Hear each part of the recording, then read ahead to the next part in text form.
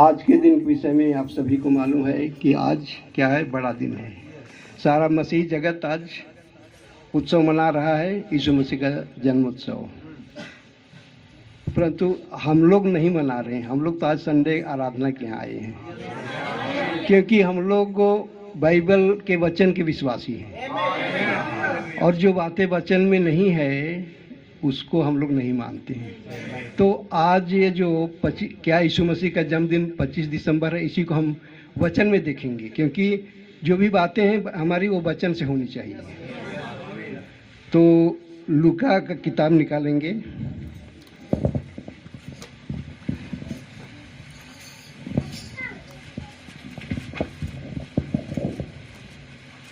लूका का किताब 2 अध्याय, उसका 8 पद से लेकर 14 तक।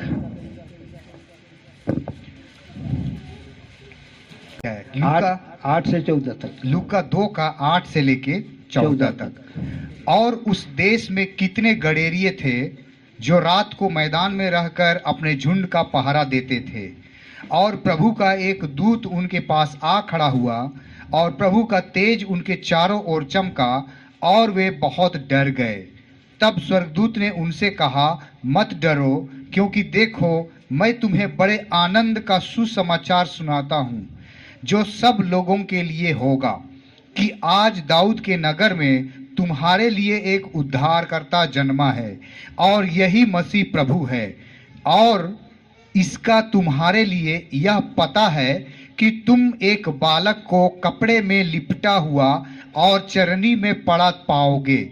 तब एकाएक उस स्वर्गदूत के साथ स्वर्गदूतों का दल परमेश्वर की स्तुति करते हुए और यह कहते दिखाई दिया, आकाश में परमेश्वर की महिमा, और पृथ्वी पर उन मनुष्यों में जिनसे वह प्रसन्न है शांति हो।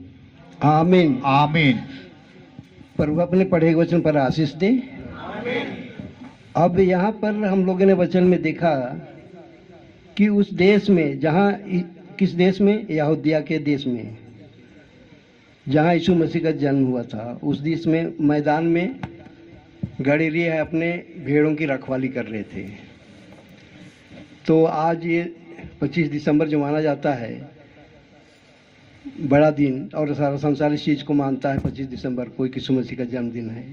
लेकिन वचन में बता रहा है कि जब यीशु मसीह का जन्म हुआ उस समय गडेरिये क्या कर रहे थे, मैदान में अपने भेड़ों की रखवाली कर रहे थे। जो उस क्षेत्र की जानकारी है, जैसे यहूदा के बेथलहम में यीशु मसीह का जन्म हुआ था, तो जो उस स्थान का यात्रा कर चुके हैं वो बताते हैं कि दिसंबर के महीने में वहाँ गेहूं लगा रहता है, और उस समय इतना ज़बरदस्त वहाँ बर्फ़ होता है कि बर्फ़ का चादर बिछ जाता है। और ठंडी में भेड़ को मैदान में नहीं रखा जाता है।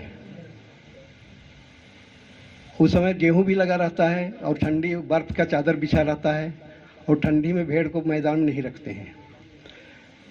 अप्रैल के महीना तक क्या होता है, गेहूं कट जाता है और मैदान खुला हो जाता है, और ठंडी भी कम हो जाता है।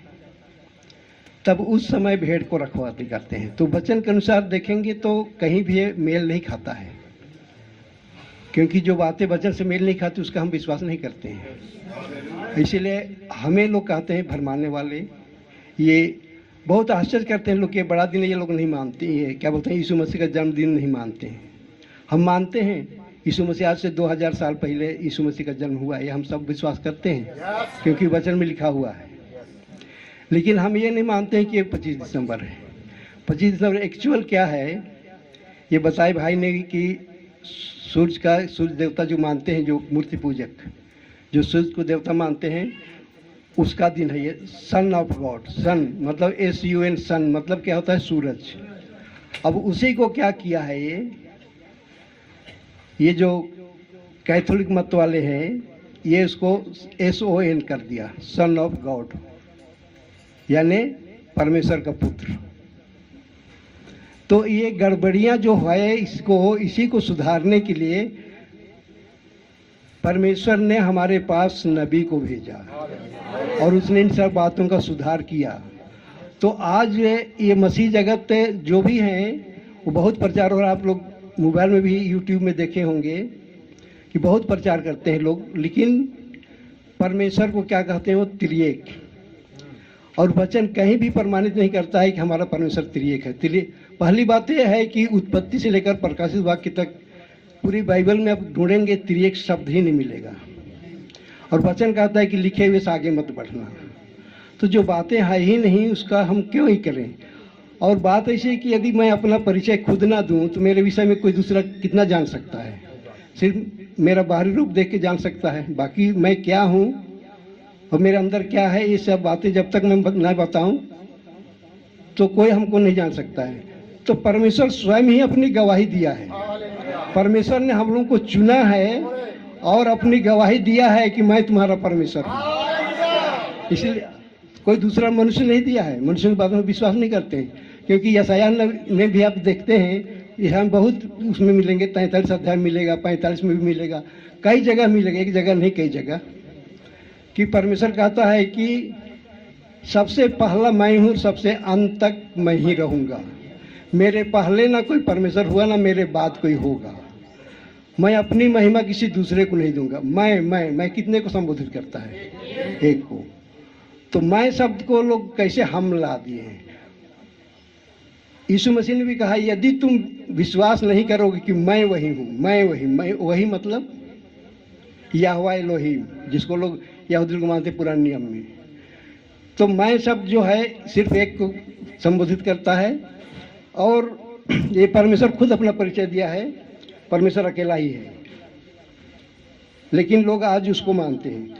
अब यीशु मसीह के जन्म के विषय में वही है सन ऑफ गॉड। सूरज देवता जो मूर्ति पूजक लोग जो है सूरज देवता का ये दिन मानते हैं, उसको लोग मसीह में मिला दिया। ये एक्चुअल कहाँ गड़बड़ हुआ? 325 AD में, जबकि कॉन्स्टेंटाइन जो रोम का सम्राट था।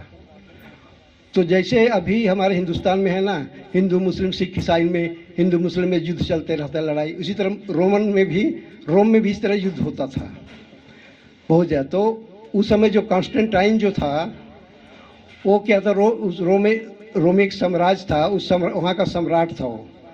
तो उसने सम्मेलन बुलाया जिसको बोलते हैं नाइसिन की कन्वेंशन ऑफ नाइसिन। हाँ, तो वहाँ पर उसने क्या किया, सबको मिला जुला के एक मत चलाया, कैथोलिक मत। और जैसा हिंदू लोग मानते थे ना, जैसे उन लोग 3 देवता मानते हैं ना, एक सृष्टिकर्ता, एक पालन करता, एक उसकी संहार करता, जैसे ब्रह्मा विष्णु महेश, उसी प्रकार इसने भी अपना बोल दिया कि हाँ हमारा भी परमेश्वर 3 है, पिता पुत्र पवित्र आत्मा। और ये सन ऑफ गॉड, सूरज देवता की पूजा करते थे, उसको यीशु मसीह के ऊपर ले आया। तो ये गड़बड़ियाँ वहाँ पैदा हुई 325 में जो नाइसिन की सभा हुई तो वहाँ, और सबको मिला दिया क्या, उस राजनीति के साथ उसको जोड़ दिया कि जो भी कैथोलिक मत का उल्लंघन करेगा या नहीं मानेगा उसको मृत्यु दंड। और मृत्यु दंड इतना भयानक उस समय मिलता था ना, शेर के मान में डाल देना, आग में डाल देना, जैसे सदरस मेसा का आवेदन हुआ, आप सुन चुके होंगे और पढ़े हैं बाइबल में कि आग में डाल दिया गया था। तो ऐसा कठोर दंड दिया जाता था। इसलिए क्या है कि लोग भाई से उसको मानते हैं। और ऐसा इतिहासकार जानते हैं, इतिहास गवाह है कि रोमन कैथोलिक चर्च के विरुद्ध में जो भी चले उसमें कितना 6 करोड़ 80 लाख लोगों का हत्या किया है। तो एक खूनी चर्च है ये। प्रकाशित वाक्य में सब कुछ लिखा हुआ है इसके विषय में। लेकिन लोग बात ऐसी उपदेशों में आज प्रकाशित वाक्य बहुत ही कम लेते हैं। हम तो उसी चर्च से निकल कर आए हैं, तो क्योंकि प्रकाशित वाक्य जो संपूर्ण बाइबल का क्या है, प्रकाशन है, और उसको लोग नहीं समझते, इसलिए उसको उपदेश वचन में लेते भी नहीं हैं। और सब भेद उसी में छिपा हुआ। और ये सारी बातें जो लिखी हुई है, ऐसा नहीं है कि हम अपने तरफ से बोल रहे हैं, ये बात नहीं है। ये जो बातें मैं कह रहा हूँ ये बाइबल में लिखी हुई है। लेकिन बात ऐसी कि सबको दिखाई नहीं देगा बाइबल, कि परमेश्वर जिसको दिखाना चाहता है वही देखेंगे, बाकी सब नहीं देख पाएंगे। तो यीशु मसीह का जन्म उस क्षेत्र में के जो यात्रा कर चुके हैं लोग जानते हैं कि दिसंबर के महीने पूरा बर्फ़ का चादर बिछा रहता है, वहाँ गेहूं का खेती लगा रहता है। वहाँ पर मैदान में भेड़ों को रखना कठिन है और कोई रखता भी नहीं है, जगह भी नहीं होता है। दूसरी बात भेड़ मर जाएगी इसमें ठंड में। तो एक्चुअल क्या है, अप्रैल का महीना है। और अप्रैल का महीना में एक्चुअल यीशु मसीह का जन्म हुआ था। ये बाइबल इस बात को प्रमाणित करता है। लेकिन आज सारा संसार मतलब उसी को मान रहे हैं जो 25 दिसंबर को। 25 दिसंबर कहीं से भी प्रमाणित नहीं करता है बाइबल कि ये मतलब 25 दिसंबर यीशु मसीह का जन्म हुआ था। और वचन ये कहता है, इसे मरकुस 7 अध्याय का 7 पद और 8 पद पढ़ दीजिए। मरकुस 7 अध्याय उसका 7 और 8 पद। मरकुस 7 का 7 और 8। 7 और 8। वे व्यर्थ मेरी उपासना करते हैं, ये व्यर्थ मेरी उपासना करते हैं क्योंकि मनुष्यों की आज्ञाओं को धर्मोपदेश करके सिखाते हैं। धर्मोपदेश करके सिखाते हैं। क्योंकि तुम परमेश्वर की आज्ञा को टालकर मनुष्यों की रीतियों को मानते हो। तो यहाँ पर क्या है कि परमेश्वर की आज्ञा क्या है? आज्ञा ये जो है पवित्र शास्त्र में लिखा हुआ है, और जो बातें पवित्र शास्त्र में है ही नहीं वो कहाँ से आया? हम तो बाइबल के विश्वासी हैं ना। बाइबल में जो बातें लिखी है उसका हम विश्वास करते हैं। अगर जो बातें बाइबल में नहीं मिलती है और हमारा मसीह जगत उसको मानता है तो ये कहाँ से आया? ये किसने सिखाया इसको? कौन बताया इसको? हम तो जो बाइबल में बातें लिखी है उसी पर विश्वास करते हैं और उसी के अनुसार हमारा सारा कार्यक्रम होता है। लेकिन जो बातें नहीं है तो कहाँ से आया? और इसके विषय में यीशु मसीह ने क्या कहा? ये व्यर्थ मेरी उपासना करते हैं। इसको व्यर्थ ठहराया है। जो मनुष्य जो अपनी तरफ से रीति विधि जो बना दिए हैं, इसको परमेश्वर ने व्यर्थ ठहराया है। हम व्यर्थ नहीं ठहरा रहे हैं या हम किसी पर दोष नहीं लगा रहे हैं, लेकिन हमारा प्रभु जो है परमेश्वर यीशु मसीह, वो इसको जो मनुष्यों की बनाई रीति विधि उसको व्यर्थ ठहराया है। क्योंकि अपनी रीतियों के कारण क्या करते हैं, जो परमेश्वर का जो वचन में मानने के लिए जो परमेश्वर ने कहा है उसको तो आज नहीं मान रहे हैं लोग। लेकिन जो नहीं है, जो रीति विधि है, हम कहते हैं बालक बपतिस्मा कहाँ है? पिता पुत्र पवित्र आत्मा के नाम से अगर यीशु मसीह ने आज्ञा दिया, मत्ती 28-19 पकड़े हुए हैं लोग। लेकिन अगर यीशु मसीह ने आज्ञा दिया है और किसको? आपको और हमको तो आज्ञा नहीं दिया ना। किनको दिया? वो 11 चेले जो थे उनको आज्ञा दिया। स्वर्गारोहण से पहले, जी उठने के बाद स्वर्गारोहण से पहले चेलों को आज्ञा दिया। तो क्या उसके जो प्रेरित लोग थे, क्या 10 दिन के बाद पेंतीकोस्त दिन क्या यीशु मसीह का आज्ञा को टाल दिए लोग? सोचने वाली बात है। पतरस जो कि उस कलीसिया का अध्यक्ष था और चेलों की प्रेरितों की जो कलीसिया थी उसी पर यीशु मसीह ने छाप किया। इसलिए उनको अधिकार भी दिया, बोला कि जो तुम्हारी सुनता है वो मेरी सुनता है, और जो मेरी सुनता है मेरे भेजने वाले सुनता है। यानी कि अगर आप प्रेरितों की शिक्षा को नहीं मानते हैं, नहीं सुनते हैं, तो आप यीशु मसीह की भी नहीं मानते, चाहे आप कितना भी दावा कर लें। ये मैं नहीं कह रहा हूँ, यीशु मसीह कह रहे हैं।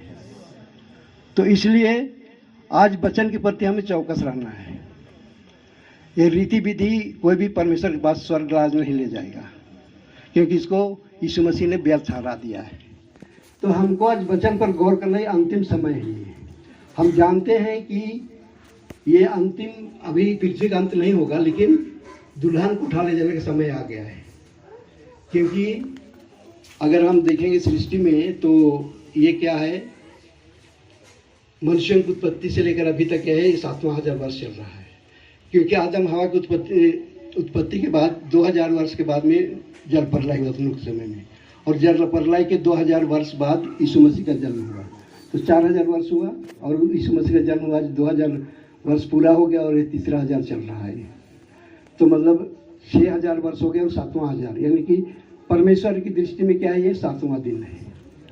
हम मनुष्यों के लिए क्या है, 7वां हजार है, लेकिन परमेश्वर के लिए क्या है, 7वां दिन। क्योंकि हमारा जब यहाँ 1000 वर्ष पूरा होता है तो परमेश्वर के यहाँ 1 दिन होता है।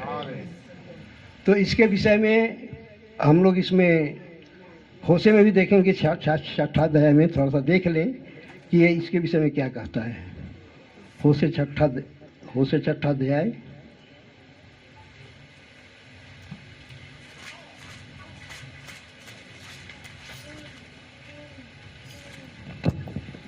होशे 6 का 2। 6 का 2। 2 दिन के बाद वह हमको जिलाएगा और तीसरे दिन वह हमको उठाकर खड़ा करेगा, तब हम उसके सम्मुख जीवित रहेंगे। ये जो कह रहा है ये 2 दिन, यानी कि यीशु मसीह का आया हुआ क्या है, इतना है 2 दिन बीता है। और ये क्या है, 3रा दिन है। और इसी तीसरे दिन में ये जो तीसरा 1000 वर्ष है, यानी कि हमारे दृष्टि से 7वां 1000 वर्ष है, इसी में रैप्चर होना है दुल्हन का। इसी काल में रैप्चर होना है दुल्हन का, इसलिए सावधान रहे। और ये इसके विषय में यीशु मसीह ने नहीं बताया है, सिर्फ चिन्ह दिखाया है। लड़ाइयों की चर्चा सुनोगे, जगह जगह काल पड़ेंगे, महामारियां फैलेंगे, भूकंप होंगे, ये सारी घटनाएं आज पृथ्वी पर घट रही है। और तीसरा युद्ध के लिए क्या है, अभी हथियार तान के संसार खड़ा है, लेकिन परमेश्वर रोक के रखा है, क्योंकि दुल्हन को जब उठा ले जाएगा ना, तब ये होगा थर्ड वर्ल्ड वॉर। इसीलिए परमेश्वर रोक के रखा है। तो ये रैप्चर होना, इसलिए सावधान रहने की आवश्यकता है। रैप्चर में कौन जाएंगे? जो उसके चुने हुए लोग हैं, जो हर पीढ़ी में चुने हुए हैं। तो वो जो अभी सो रहे हैं, वो जब तक जी नहीं उठेंगे तब तक हम भी, अगर उस समय अगर खुदा न खाते हम जीवित रहेंगे, तो जो अब तक मरे हैं उनसे हम आगे नहीं बढ़ेंगे। पहले वो जी उठेंगे, उनके साथ हम उठा लिए जाएंगे, हवा में प्रभु से मिलेंगे। उस समय यीशु मसीह पृथ्वी पर नहीं आएगा। उस समय यीशु मसीह का आना चोरों की नहीं होगा। एक समय तो कहता है यीशु मसीह के विषय में कि सब जिन्होंने इसको बेधा वो भी देखेंगे, मतलब वो जैसे पूरब से पश्चिम तक बिजली चमकती है, वैसे ही उसका आना होगा। और सब देखेंगे उसको, जिन्होंने बेधा है वो भी देखेंगे। लेकिन फिर वचन में कहता है एक जगह कि उनके मेरा आना चोरों की नहीं होगा, बोलता है। तो चोरों की नहीं, दुल्हन को उठा ले जाने के लायक उस समय कोई नहीं जान पाएंगे। तो वचन के अनुसार देखें तो ये रैप्चर का समय है, कब होगा कोई नहीं जानता है। लेकिन इसी जो अभी 7वां 1000 वर्ष जो चल रहा है, इसी में होना है रैप्चर, कभी ना कभी। इसलिए आज हमें सावधान रहने की आवश्यकता है। जो वचन में बने हुए हैं वही जाएंगे, क्योंकि वचन ही आत्मा है, वचन ही जीवन है। ये सभी जानते हैं, वचन में लिखा हुआ है कि वचन ही आत्मा है, वचन ही जीवन है। जो वचन के दायरे में है वही बचाए जाएंगे, वही रैप्चर में जाएंगे। बाकी जो वचन के बाहर हैं वो रैप्चर में नहीं जाएंगे। इसका दृष्टांत यीशु क्या बोलते हैं, वचन में दिया हुआ है। नूह के समय को देखो, लूत के समय को देखो। नूह के समय हम क्या देखते हैं, जो जहाज के अंदर थे यानी 8 प्राणी वही बचे थे। तो आज भी क्या है, जो वचन के दायरे में वही बचाए जाएंगे, वही उठाए जाएंगे। और जो वचन के बाहर होंगे सब वो न्याय में जाएंगे, क्योंकि जी उठना तो सभी को है अंत में। जो धर्मी है वो भी, जो पापी हो सब जी उठेंगे, सभी का जी उठेगा। लेकिन उस समय न्याय होगा। लेकिन जो दुल्हन होगी उसको न्याय में नहीं जाएगी। दुल्हन तो उस समय उसके महल में रहेगी, दुल्हन को न्याय में नहीं जाना है। इसीलिए वचन में कहा, धन्य वे हैं जो पहले दिन उत्थान की